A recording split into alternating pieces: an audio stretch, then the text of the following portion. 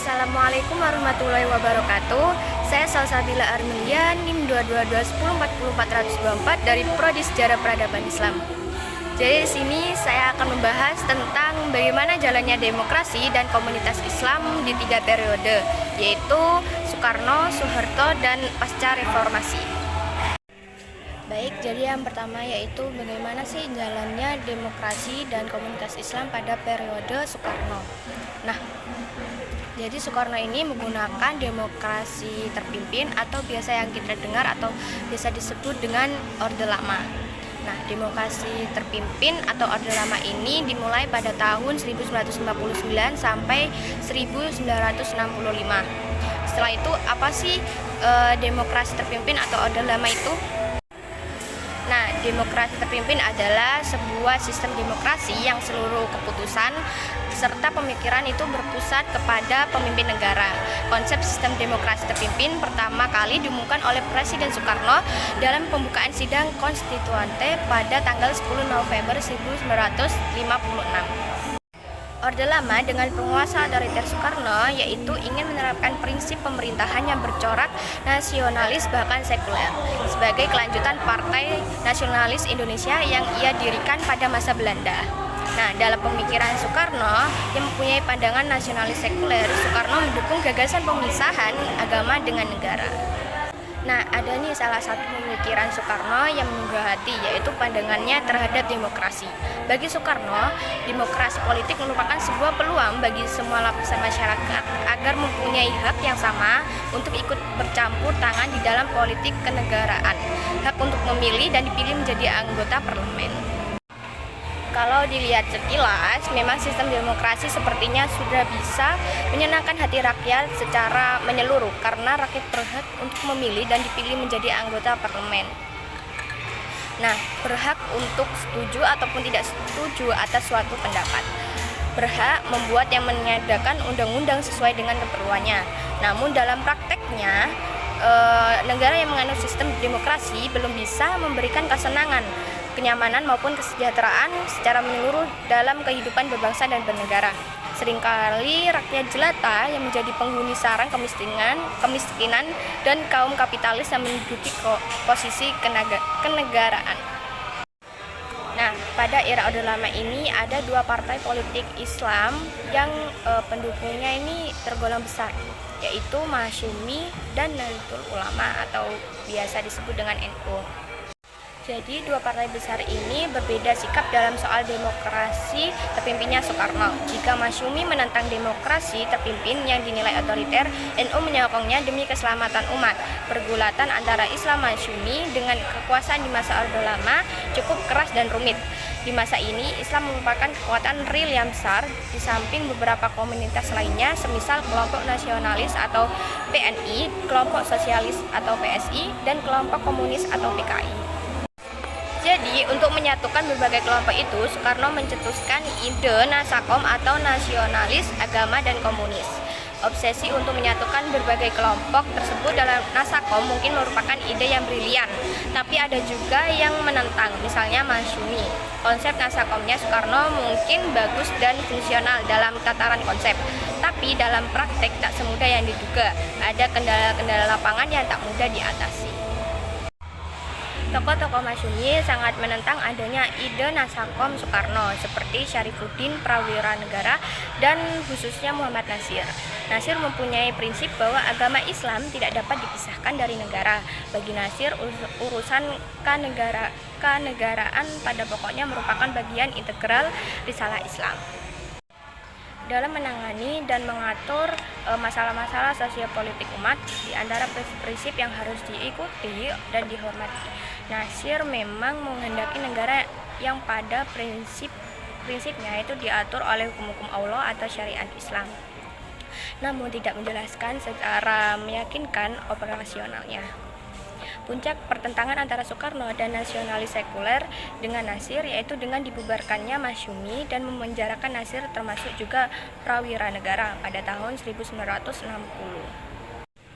Nah, pada masa Orde Lama ini ada gerakan yang ingin mendirikan negara Islam secara otentik, yaitu Gerakan Darul Islam di bawah pimpinan Kartosuwiryo yang berlangsung selama pada 1948 sampai 1962. Yang kedua yaitu bagaimana jalannya demokrasi dan komunitas Islam pada periode Soeharto. Setelah berlangsungnya demokrasi terpimpin, Indonesia beralih pada demokrasi Pancasila. Masa ini juga dikenal dengan Orde Baru di bawah pimpinan Presiden Soeharto. Akhirnya Orde Baru diawali dengan dikeluarnya Super Semar atau Surat Perintah 11 Maret 1966. Nah, Orde Baru ini berlangsung dari tahun 1966 sampai 1998. Pada pelaksanaan pemerintahan di masa Orde Baru, masyarakat berharap akan mendapatkan pencerahan. Akan tetapi pada akhirnya banyak hal yang belum berhasil dilaksanakan secara optimal. Adapun beberapa pelaksanaan demokrasi di Indonesia pada periode 1966 sampai 1998. Di antaranya itu yang pertama, rekrutmen politik tertutup. Nah, salah satu bentuk pelaksanaan demokrasi di Indonesia pada periode ini adalah rekrutmen politik yang cenderung tertutup, khususnya pada lembaga eksekutif, legislatif, serta yudikatif. Namun, ada pengecualian pada 400 anggota DPR yang dipilih melalui sistem pemilu. Sementara itu, jabatan-jabatan tertinggi dipilih secara langsung oleh lembaga kepresidenan. Hal ini juga berlaku untuk sekitar 100 anggota DPR yang dipilih berdasarkan surat keputusan presiden. Yang kedua yaitu tidak ada rotasi kekuasaan. Bentuk pelaksanaan demokrasi di Indonesia pada periode ini berikutnya adalah tidak adanya rotasi kekuasaan di lembaga eksekutif. Akan tetapi, pada jajaran yang lebih rendah terdapat rotasi kekuasaan seperti pada gubernur, bupati atau wali kota hingga kepala desa. Di samping itu, perubahan pada jabatan eksekutif tertinggi hanya mungkin terjadi pada jabatan wakil presiden. Sementara itu, jabatan presiden sendiri memegang dasar yang tetap. Yang ketiga yaitu hak dasar warga negara yang terkekang. Hak dasar warga negara yang terkekang, pasalnya kebebasan pers sendiri banyak mendapat campur tangan birokrasi pemerintah. Hal itu berdampak pada banyaknya surat kabar yang diberanguskan. Terlebih lagi bagi surat kabar maupun majalah yang membahas seputar kasus pelanggaran hukum dan bisnis. Yang keempat yaitu pelaksanaan pemilihan umum. Penerapan pelaksanaan pemilihan umum sekitar 7 kali yang dilaksanakan per 5 tahun. Sayangnya, pengambilan suara rakyat sendiri tidak dilakukan secara independen maupun bebas dari intimidasi dan interval. Yang terakhir yaitu masa Orde Reformasi. Era reformasi merupakan salah satu fase sejarah Indonesia yang bisa disebut sebagai era fajar kebebasan. Semua komponen bangsa yang terdiri dari berbagai macam agama, ideologi, keyakinan, atau aliran pemikiran menemukan momentumnya untuk mengekspresikan aspirasinya secara terbuka, bebas, dan konkret.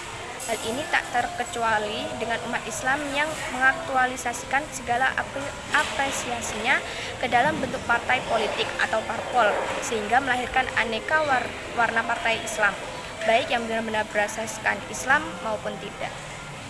Dalam perspektif Kunto Wijoyo, para cendekiawan yang menyalurkan gagasannya dengan mendirikan partai dapat diklarifikasi ke dalam 4 tipologi, yaitu partai berasaskan Islam, partai yang melakukan objektifikasi, partai yang cenderung kepada spasialisasi, yaitu agama yang mempunyai tempatnya sendiri dalam urusan kenegaraan, tapi antara keduanya terpisah, dan partai sekular.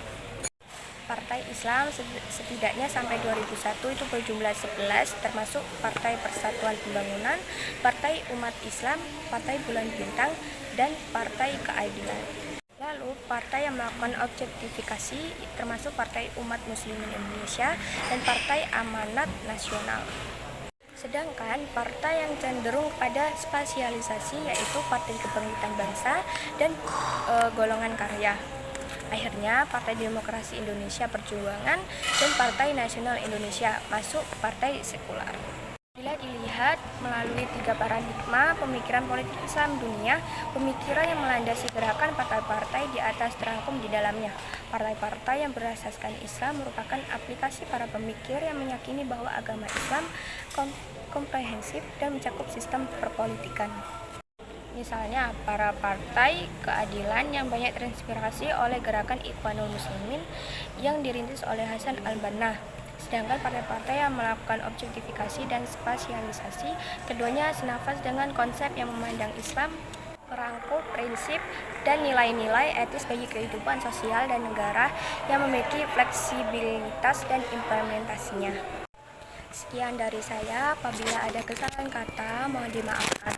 Assalamualaikum warahmatullahi wabarakatuh.